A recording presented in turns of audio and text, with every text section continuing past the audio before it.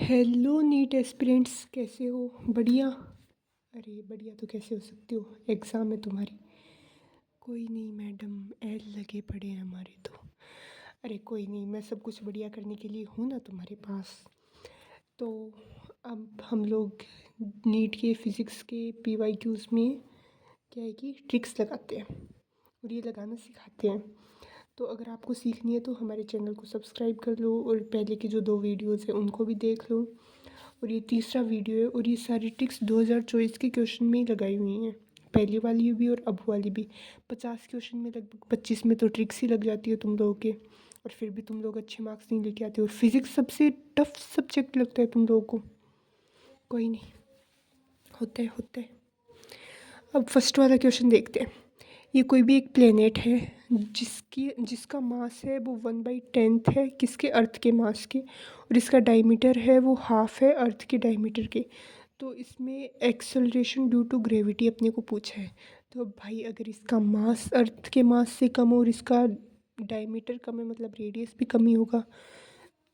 तो अगर ये दोनों कम है तो इसका एक्सेलरेशन ड्यू टू ग्रेविटी भी कम ही होगा। एक्सेल अर्थ से कम होगा। अर्थ पे कितना होता है, 9.8 होता है मीटर पर सेकंड स्क्वायर। तो इससे तो कम ही होगा। अब ये वाला और ये वाला, ये दोनों ऑप्शन है। इसमें क्या दे रखा है, एक में तो 19.6 दे रखा है, इसमें 9.8 यानी अर्थ के इक्वल। तो ये दोनों कैंसिल हो जाएंगे, एलिमिनेट हो जाएंगे। तो अपने को अगर इस क्वेश्चन में तुक्का मारना है, अपने को ये क्वेश्चन नहीं आ रहा लेकिन फिर भी अपने मार्क्स भी इतने अच्छे नहीं आ रहे कि अपने को कॉलेज मिल जाए, तो क्वेश्चन तो ज़्यादा अटेम्प्ट करने ही पड़ेंगे। हम्म ताकि अपने को कोई अच्छा सा कॉलेज मिल जाए, रिस्क तो लेना ही पड़ेगा। अब बिना क्वेश्चन अटेम्प्ट करे अगर आपके मार्क्स बढ़ जाते हैं तो फिर जादूगर हो आप। मैं ऐसा नहीं कर सकती, बाकी और लोग भी नहीं कर सकते। आप कर सकते हो तो ठीक है, वीडियो छोड़ दो, जाओ, अंगूठा तैयार है आपका। ठीक है, तो इस क्वेश्चन में क्या होगा, ये दोनों तो एलिमिनेट हो जाएंगे और ये इन दोनों में से कोई एक आंसर होगा। और अगर इन दोनों में से कोई एक आंसर होगा तो आप कोई भी एक तुक्का मार सकते हो मतलब। अब और तो कैसे एलिमिनेट करके दिखाऊँ इन दो को भी।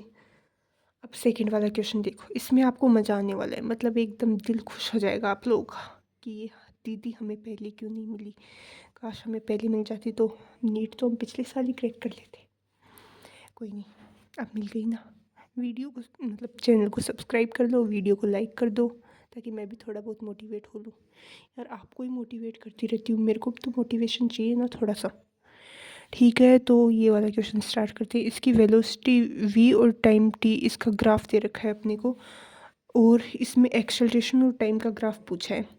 तो अब इसमें एक्सेलरेशन क्या है, मतलब वेलोसिटी क्या है, यहाँ पे बढ़ रही है यहाँ पे कम हो रही है। तो वेलोसिटी जहाँ पे बढ़ेगी वहाँ पे एक्सेलरेशन क्या होगा, पॉजिटिव होगा। जहाँ पे वेलोसिटी कम हो रही है एक्सेलरेशन नेगेटिव होगा। ये तो समझ में आ रहा है ना, डिफरेंशिएशन करेंगे, ये करेंगे वो करेंगे। वो अलग बात है, अगर वो आपको नहीं आता तो कम से कम इतना तो समझ में आ रहा है ना।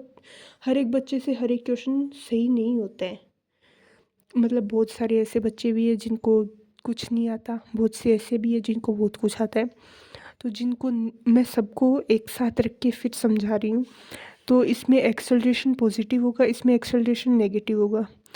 तो अब अपन अगर इन ऑप्शंस में से देखें तो एक्सेलरेशन पॉजिटिव इतनी दूर में कौन से में है, इसमें पॉजिटिव है, इसमें भी है, इसमें भी है, इसमें नहीं है। तो ये वाला ऑप्शन एलिमिनेट हो जाएगा।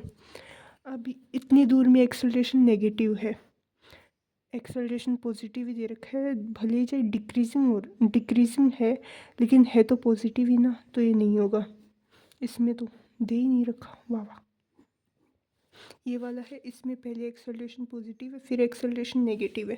तो ये वाला ऑप्शन सही होगा अपना। और यहाँ पे अगर देखें तो वेलोसिटी कांस्टेंट है तो एक्सेलरेशन ज़ीरो होगा, यहाँ पे एक्सेलरेशन ज़ीरो दे रखा है। तो ये वाला ऑप्शन है, ये सही हो जाएगा।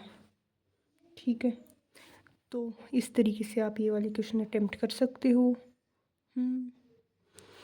और अगर मतलब आपको और ज़्यादा चाहिए कि हमें अच्छे से अच्छे मार्क्स लेके आने हैं, फ़िज़िक्स सबसे टफ लगता है तुम लोगों को, तो फिज़िक्स के मैंने जितने भी वीडियोस बनाए, पहले 2 वीडियोस बना चुकी है, तीसरा वीडियो है।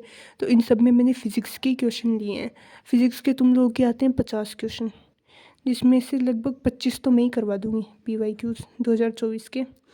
तो आप देख लो इतने में से, और अगर इसमें से आपके 20 सही हो गए और 5 गलत हो गए तो 20 सही होने के कितने मार्क्स होते हैं? 80, और 5 गलत होने के -5। तो आप ओवरऑल पॉजिटिव ही तो हो, 75।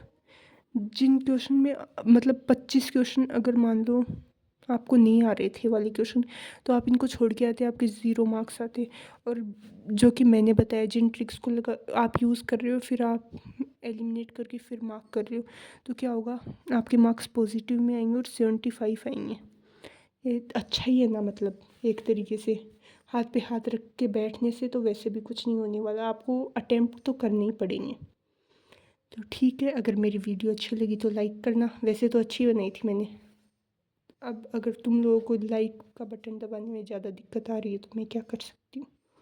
ठीक है, फिर बाय बाय। अच्छे से प्रिपेयर करो, इतना कम टाइम बचा है यार, 4 तारीख को एग्ज़ाम है, कितना प्रिपेयर कर लोगे तुम लोग हैं? ट्रिक्स लगाओगे ना तो अगर एक दिन में मेरे सारे वीडियोस देख लिए ना तो तुम लोग मतलब लगभग 100-150 मार्क्स इंप्रूव कर सकते हो अपने, आराम से, नीट के एग्ज़ाम में।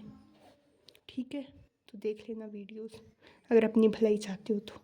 नहीं चाहते तो फिर इतने साल भी तो वेस्ट किए हैं, और कर लो 1 साल वेस्ट। ठीक है, बाय बाय, अच्छे से पढ़ो।